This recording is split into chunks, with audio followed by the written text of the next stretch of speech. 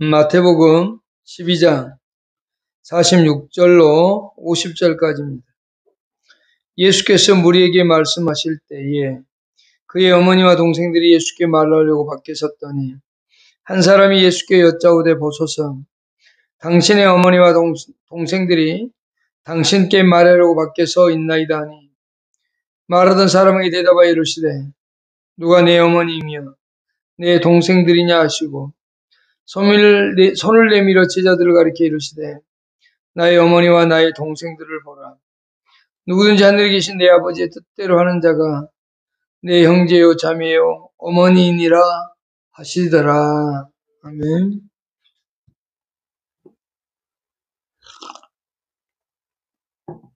예수님의 참된 가족이라는 제목으로 말씀을 드리고자 합니다. 지금까지는 이제 그 12장에서 계속적으로 거짓된 이스라엘 백성들에 대해서 정죄하시고 또 책망하는 그런 내용입니다. 비록 서기관과 바리새인들이 종교 지도자로서 사람들로부터 존경과 존중을 받는 그런 사람들이었습니다만 예수님은 그들을 가짜라고 얘기하고 있는 겁니다. 거짓되어진 진짜가 무엇인지 모르는 그런 사람들이라고 정죄를 했습니다. 이제 46절로 50절을 통해서 참 이스라엘이 누구인지 또 예수 그리스도의 가족이 진짜 누구인지에 대하여 설명하는 대목입니다. 마태가 이렇게 이 본문을 기록한 것은 예수와 그 가족들이 서로 충돌하고 있다는 것을 드러내기 위한 것이 아닙니다. 여기서 야 예수님도 가족들하고 막 이렇게 충돌하고 무시하고 그러네 이 얘기를 하고 싶어서 마태가 기록한 것은 아닙니다. 그러면 이 마태를 통해서 하나님이 기록하고 싶은 건 뭐냐면 예수의 제자가 된다는 것 그리고 예수에게 전적으로 헌신함으로써 참된 이스라엘이 될 수 있다는 사실과 또 예수님의 가족이 될 수 있다라고 하는 사실을 그것이 무엇인지에 대하여 밝히고자 하는 것이 오늘 본문에 의도하는 바입니다.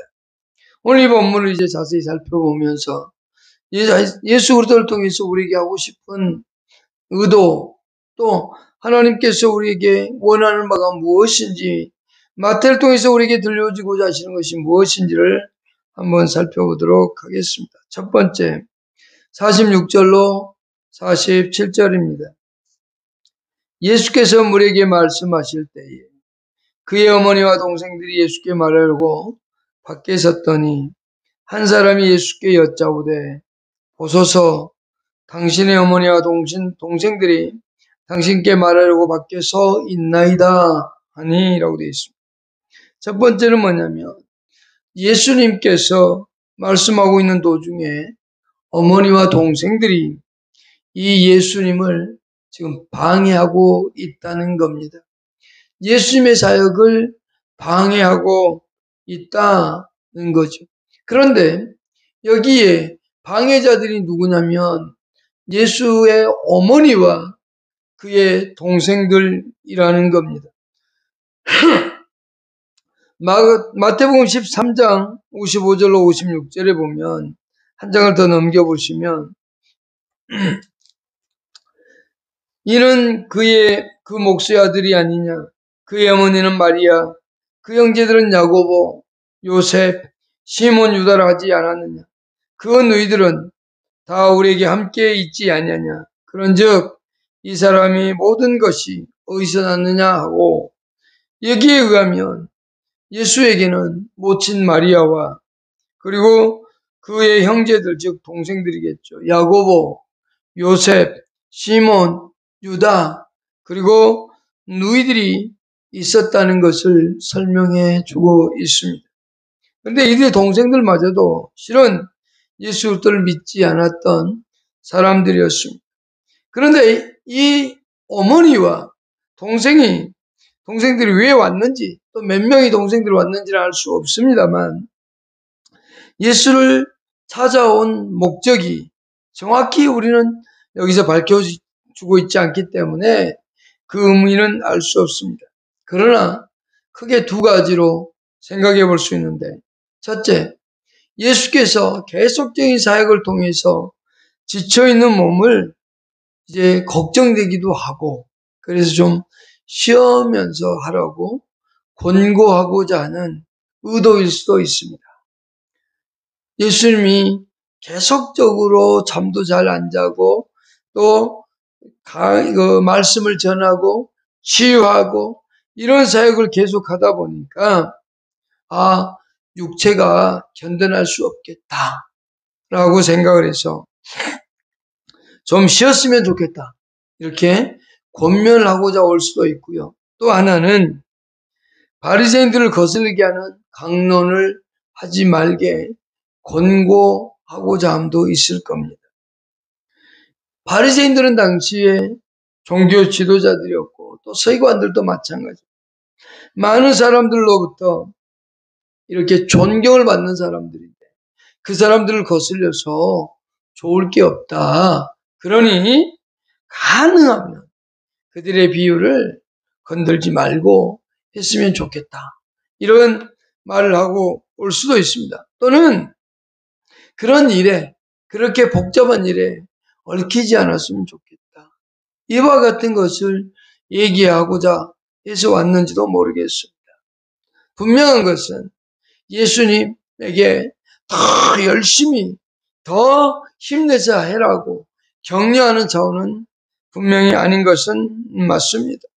어쨌든 이들이 찾아온 이 사건이 46절과 47절 통해서 우리가 생각해 볼 수 있는 게 있습니다. 첫 번째는 뭐냐면 예수는 사람들에게 계속적으로 말씀하고 계신다는 겁니다. 예수께서 우리에게 말씀하실 때에 라고 되어 있습니다. 예수님의 설교는 언제나 말씀을 선포하는 것이었고 그것을 가르치는 거였습니다. 말씀을 제껴놓고는 예수님은 어떤 것들을 하지 않았습니다. 분명히 어떤 치유의 사건이든 어떤 기적적인 사건을 통해서도 예수 그리스도가 자신이 하고 의도한 바를 얘기할 수도 있으나 그거에 대해서 설명을 하고 또 무엇이 옳은 건지에 대하여 설명하고 가르치곤 했습니다. 어쨌든 예수님은 말씀을 설교하는 것을 최고로 여기며 살았던 분입니다. 서기관과 바리새인들은 예수께서 전하신 내용에 대해서 트집을 잡고 열심히 반박하고 어떤 허점들을 잡으려고 노력했음에도 불구하고 이 예수님은 계속적인 사역을 하고 있는 겁니다. 비록 사람들에게 좋은 소식은 못 듣고 좋은 소리는 못 들어도 이 예수는 그들에게 하나님의 진리를 가르치는 것을 최고로 여겼고 계속적으로 그렇게 하고 있는 겁니다. 일을 하는 중에 반대를 만나서 예수님이 하나님의 일을 하는데 반대자들을 만나고 트집을 잡히고 어거지를 쓰고 모함을 함에도 불구하고 그는 계속적인 하나님의 사역을 감당하고 있다는 겁니다. 오늘 우리들도 마찬가지입니다. 우리들도 주일을 하다 보면 반대도 만나게 되고 모욕을 당하기도 하고 때로는 무시를 당하기도 하고 때로는 사람들로부터 엉뚱한 소문을 듣게도 됩니다. 그럼에도 불구하고 우리는 하나님의 뜻을 따라서 계속적으로 예수 그리스도에 대하여 다른 사람들에게 전해주는 그런 사람들이 되어야 된다는 것을 볼 수 있습니다. 예수님은 트집을 잡히고 여러 가지의 방해에도 불구하고 그는 계속적으로 설교하고 있었고 말씀을 가르쳤다는 겁니다. 두 번째, 예수님의 찾아온 이 어머니와 동생들에 대해서 배울 수 있는 두 번째는요. 그의 어머니와 동생들이 그에게 말하려고 밖에서 있었다는 겁니다. 정확히 어떤 구조, 어떤 환경인지에 대한 내용은 없습니다. 그러나 그의 어머니와 동생들이 그에게 말하려고 밖에 서 있었다는 것은 안으로 들어오지 않았다는 겁니다. 어머니와 동생들은 오히려 이 예수님의 가르침을 듣기를 사모했어야만 됩니다. 더욱더 듣고자 했어야만 되는데 그들은 그렇게 하지 않고 있습니다. 그들은 가까이에 있었습니다. 예수님과 가까이 있었기 때문에 언제든지 이 예수님의 가르침과 설교를 들을 수 있는 기회가 있었습니다. 하나님의 뜻을 들을 수 있는 기회가 있었습니다. 그럼에도 불구하고 이 어머니와 동생들은 예수님의 그 가르침을 듣기 위해서 들어오지 않고 자기들이 할 말을 하기 위해서 지금 밖에 서 있다는 겁니다. 말씀을 들을 수 있고 접할 수 있는 기회가 있음에도 불구하고 그들은 이 말씀을 들으려고 하지 않는 자세의 모습입니다. 그들은 예수님의 가르침이 얼마나 위대한지 알고 있음에도 불구하고 그들은 들어오지 않고 그 예수님의 먼 발치에서 자기들이 하고 싶은 얘기를 하기 위해서 기다리고 있는 예수님의 사역의 방해꾼으로서의 모습을 그대로 보여주고 있습니다. 우리는 누가복음 10장에 보면 38절로 42절을 통해서 마르다와 마리아의 모습을 봅니다. 예수님이 자기 집에 왔을 때 마르다와 마리아는 예수님을 영접을 했습니다. 그리고 마르다는 열심히 음식을 만들고 그 예수님을 접대하기 위해서 노력을 했습니다. 그게 잘못된 건 아닙니다. 예수님이 자기 집에 오신다는데 음식을 장만 안 한다는 거, 그것도 이상한 거죠. 당연히 예수님에게 대한 일 준비하는 그 음식을 준비하는 것도 당연히 맞고 당연히 해야 될 일입니다. 그러나 중요한 것은 그때 마리아는 불평을 합니다. 저 동생이 와서 내 일을 좀 도와주게 해달라. 근데 그 마리아는 예수님의 앞에 앉아서 예수님의 말씀을 듣고 있었습니다. 그때 이 마르다보다는 마리아를 칭찬하셨습니다. 음식을 만드는 것도 중요하고 섬기는 것도 중요합니다. 그러나 그보다 더 중요한 것이 진리의 말씀을 듣는 것이라고 예수님은 그렇게 말씀하고 있는 겁니다. 최대한 들을 수 있을 때 들어야 됩니다. 내일 들어야지. 우리에게 내일은 보장되어져 있지 않습니다. 내일은 돌아옵니다. 그러나 자고 나면 오늘입니다. 그리고 그 하루 사이에 어떤 일이 벌어질지 아무도 모릅니다. 누가 교통사고에 당해서 병원에 가 있을지, 누가 어떤 일로 사망을 할지 아무도 모르는 겁니다. 우리에게 기회가 있다면 이 말씀 듣는 것을 절대로 놓쳐서는 안 된다는 것을 보여주고 있습니다. 이 어머니와 동생들은 말씀 듣기를 사모했어야 됨에도 불구하고 사모는커녕 듣고 잠도 없었다는 것을 그대로 보여줍니다. 우리는 이 진리의 말씀을 듣고 또 내 것으로 만드는 일에 최선을 다하십시오. 다음에 드리면 되겠지. 다음에 하면 되겠지. 라는 생각은 우리에겐 필요가 없습니다.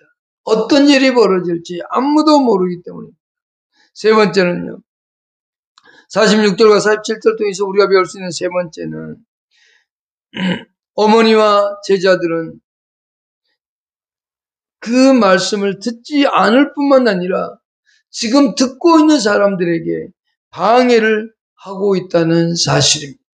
어머니와 동생들이 찾아와서 말씀을 듣고 있지 않는 것만도 듣고 있지 않는 것 그것까지도 괜찮을 수 있지만 지금 열심히 청중하고 있고 듣고 있는 사람들에게도 방해를 하고 있다는 겁니다. 열심히 듣고 있는데 어떤 사람이 와서 예수님 지금 어머니와 동생들이 왔는데요. 그러면 열심히 듣고 있는 사람 누구야? 아시는 분들은 어머니 오셨구나라고 생각할 수도 있어요. 그러나 잘 모르시는 분들은 예수님이 어머님이 오셨대. 또는 동생들이 왔대. 이렇게 하면서 그 분위기를 깨뜨릴 수 있습니다.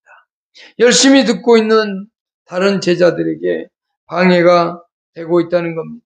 그러나 이것은 그 어머니와 동생들의 문제만은 아닙니다.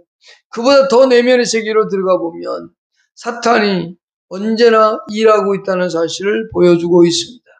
사탄은 하나님의 말씀을 설교하는 것을 절대적으로 싫어합니다. 특별히 예수님의 설교를 언제나 사탄은 찬성하지 않았습니다. 언제나 방해했던 철천지 원수와도 같았습니다. 어쨌든 간에 이 어머니와 동생들은 이 예수 그리스도에게 와서 하나님의 말씀을 전하는데 듣기보다는 오히려 듣고 있는 사람들의 분위기를 깨고 있는 그러한 모습을 볼 수 있습니다. 바리새인들이 트집으로 방해하려고 했지만 이 사단은 결국 그것이 되지 않으니까 지금 어머니와 동생들을 동원해서 예수님이 더 이상 설교하지 못하도록 그렇게 하려고 했던 겁니다. 이것은 친척들이 방문함으로 인해서 주어지는 가까운 사람들이 예수님의 설교를 방해하고 있는 겁니다. 우리는 설교뿐만 아니라 주일에 예배 드리는 것도 친인척들에 의해서 방해받을 때가 참 많습니다.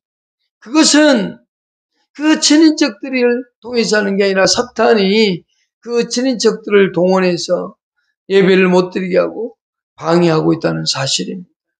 우리가 주의 날 예배를 드려야함에도 불구하고 누가 우리 집에 친척이 와서요, 누가 와서요 라고 하면서 그 예배를 드리지 못하게 하고 진리의 말씀을 듣지 못하도록 방해하는 것은 결국은 사단의 역사라는 사실을 오늘 우리에게 보여주고 있습니다.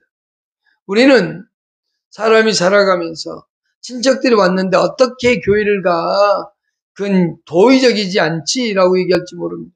그러나 하나님을 향한 신앙은 도의적인 것보다는 더 큰 것이 뭐냐? 하나님과의 관계요.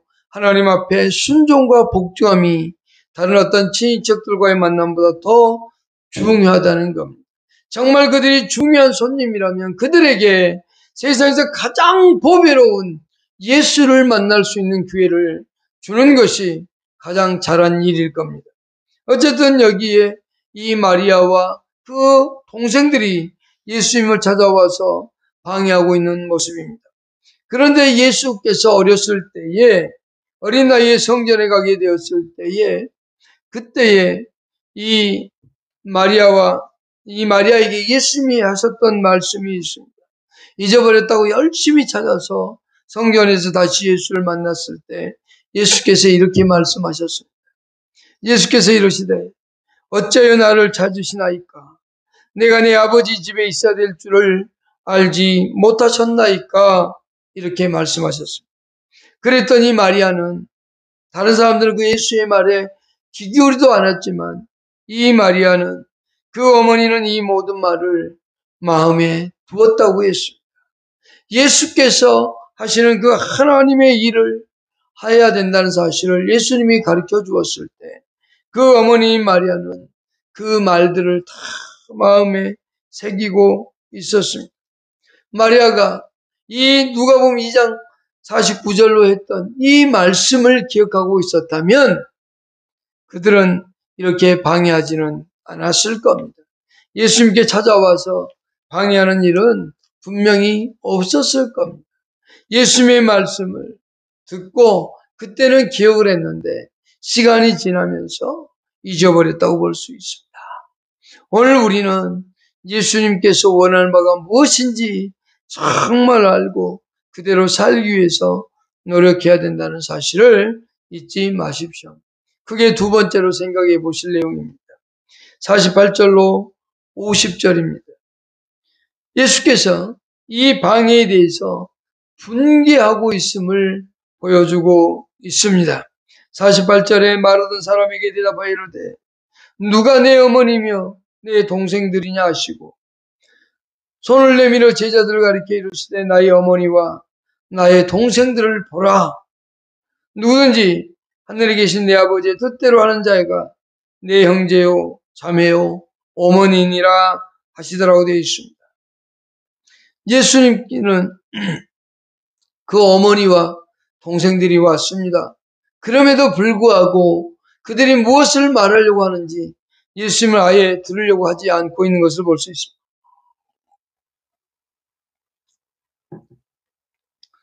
어머니와 동생들이니까 그러세요. 오셔서 말해보세요라고 말할 수도 있는데도 불구하고 그들의 말을 전혀 들으려고 하지 않고 있다는 사실을 우리에게 보여주고 있습니다. 말하던 사람에게 예수님께서 이렇게 말합니다. 누가 내 어머니냐? 내 동생들이냐? 이렇게 얘기하는 거예요. 누가 내 어머니고 내 동생들이냐? 육신의 어머니잖아요. 육신의 어머니고 육신의 동생입니다. 혈족입니다. 사람들은 그리스도 안에서 형제된 사람보다는 혈족 관계를 훨씬 소중히 여깁니다. 그것은 누구나 다 마찬가지입니다. 그런데 예수님은 그렇게 말하지 않습니다. 혈육 관계의 형제보다 더 중요한 것은 바로 그리스도 안에서의 형제들을 얘기합니다.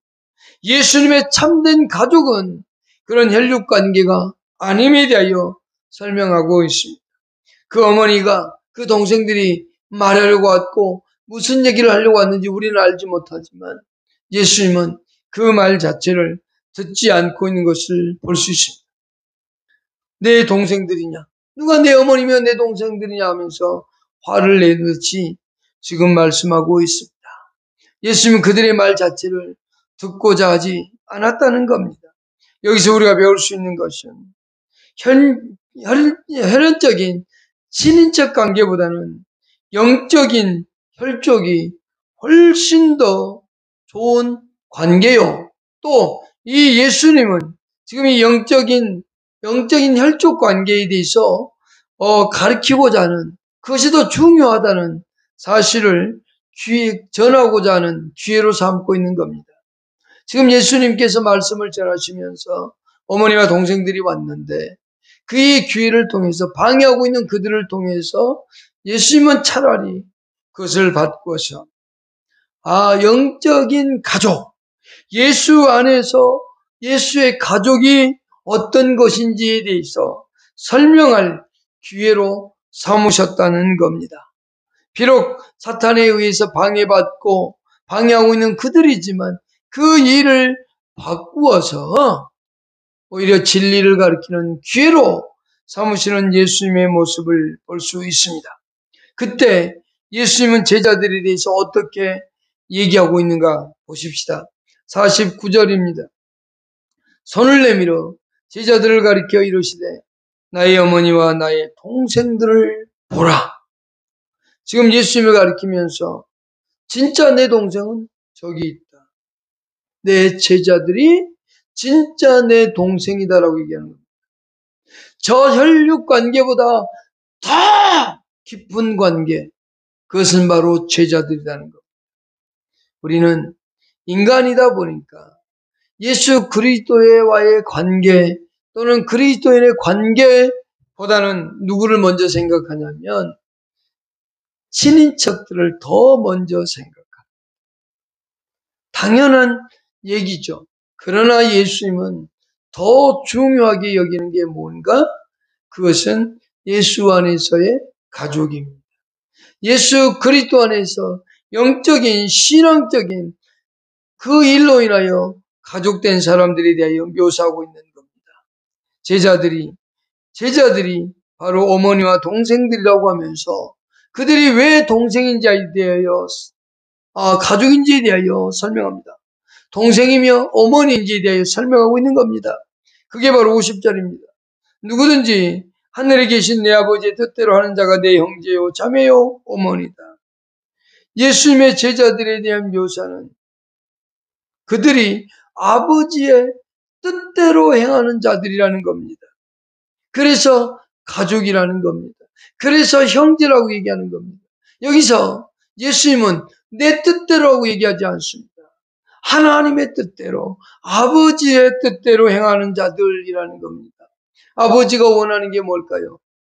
요한복음 6장 39절 40절에 보면 예수 그리스도 안에서 멸망당하지 않고 구원받는 자들입니다. 어쨌든 간에 하나님이 원하는 바가 무엇인지 알고 행하고 있는 사람들, 예수 그리스도 안에서 믿음을 가지고 살아가는 사람들이 진짜 예수님의 가족이요.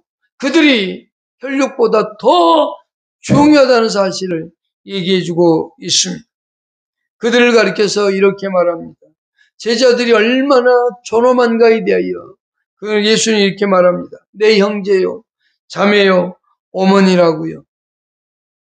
형제요, 자매요, 어머니입니다. 이렇게 얘기하는 거예요. 이게 하나님 안에서 우리 모든 그리스도인들이 하나님의 뜻 앞에 굴복하고 순종하면서 그 하나님의 뜻인 예수 그리스도를 믿는 우리들을 향해서 바로 예수님의 형제요, 예수님의 자매요, 예수님의 어머니라고 얘기합니다. 다른 말로 하면 가족이라는 뜻입니다. 모두가 예수 안에서 하나님의 가족 되었다는 사실을 설명해 주고 있습니다. 이것은 당시의 혈육적인 것보다는 더 중요하게 여기고 있는 영적인 관계입니다. 예수님 당시도 그랬고 지금도 그렇습니다. 예수 그리스도 안에 있는 그리스도의 형제들보다는 우리는 누구를 더 형제로 여기냐면 바로 친인척들을 더 소중히 여기는 겁니다.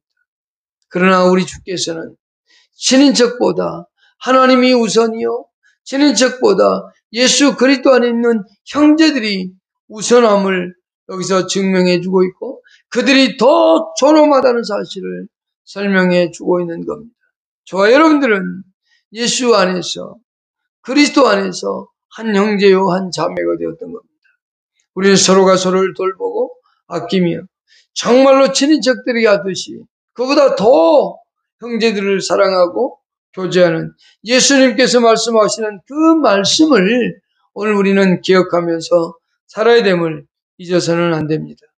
우리는 예수 그리스도를 통해서 하나님 안에서 가족된 자들임을 잊지 않고 살아가시고 예수의 참된 가족으로서 하나님의 뜻대로 살아가는 저와 여러분이 될 수 있기를 바랍니다. 기도하겠습니다. 하나님 고맙습니다.